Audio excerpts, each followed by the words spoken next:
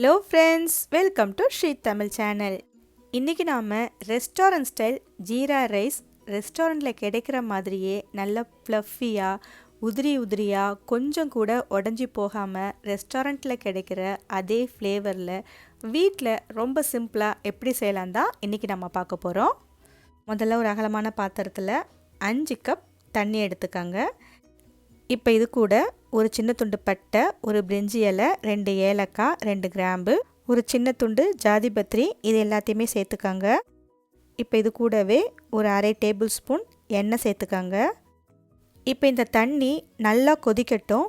தண்ணி இந்தளவுக்கு நல்லா கொதித்த உடனே 1 கப் பாஸ்மதி ரைஸை 2-3 தடவை நல்லா கழுவிட்டு ஒரு அரை மணி நேரம் தண்ணியில் ஊற வச்சு எடுத்து வச்சுருந்தேன். இப்போ அதை தண்ணியை வடிகட்டிட்டு சேர்த்துக்கலாம். இந்த சமயத்தில் சாதத்துக்கு தேவையான அளவு உப்பும் சேர்த்துக்கோங்க. அரிசி சேர்த்ததுக்கப்புறம் லேசாக ஒரு முறை கலந்து விட்டுக்கோங்க. அடுப்பை மீடியம் ஃப்ளேமில் வேக விடுங்க. கொஞ்ச நேரத்தில் பார்த்தீங்கன்னா சாதம் ஓரளவுக்கு வெந்து வந்திருக்கும். ஒரு 80% சாதம் வெந்து வந்த உடனே இதில் 1 ஸ்பூன் ஒயிட் வினிகர் சேர்த்துக்கோங்க. இது ஆப்ஷன் தான். ஆனால் இந்த வினிகர் சேர்த்திங்கன்னா ரெஸ்டாரண்ட்டில் கிடைக்கிற மாதிரி உங்களுக்கு சாதம் நல்லா ப்ளஃபியாக உதிரியாக வெள்ளை வெளியேன்னு பார்க்குறதுக்கு ரொம்பவே நல்லாயிருக்கும்.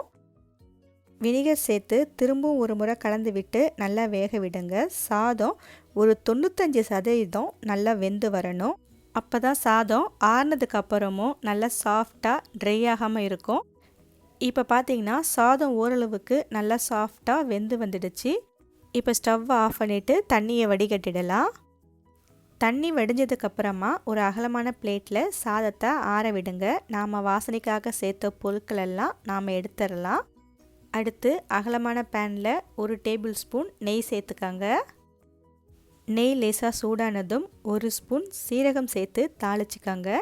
சீரகம் சேர்க்கும்போது நெய் மிதமான சூட்டில் இருந்தால் தான் சீரகம் நல்லா பொரிஞ்சு நல்லா வாசனை கொடுக்கும். நெய் அதிக சூட்டில் இருந்துச்சுன்னா சீரகம் சட்டுன்னு கருகி உங்களுக்கு டேஸ்ட்டே மாறிடும். அப்படின்றதுனால அடுப்பை மிதமான தீயிலே வச்சுக்கோங்க. அடுத்து நாம் வேக வச்சு எடுத்து வச்ச சாதத்தை சேர்த்துக்கலாம். அடுப்பை நல்லா குறைச்சி வச்சுட்டு நெய் சாதத்தில் எல்லா பக்கமும் படுற மாதிரி பொறுமையாக கலந்து விட்டுக்கோங்க.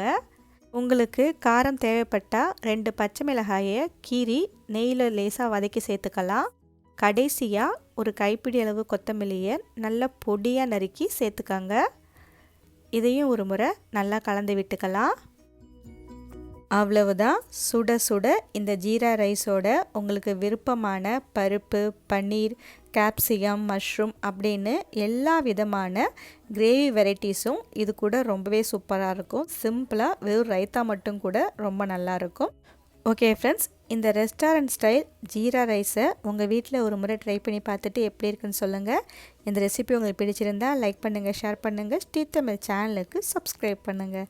தேங்க்ஸ் ஃபார் வாட்சிங்.